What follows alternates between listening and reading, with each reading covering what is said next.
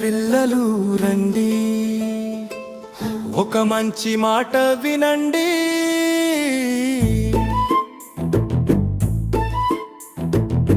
నేటి పొదుపెరే పటి వెలుగు, ఈ మంత్రాన్ని తలవండి.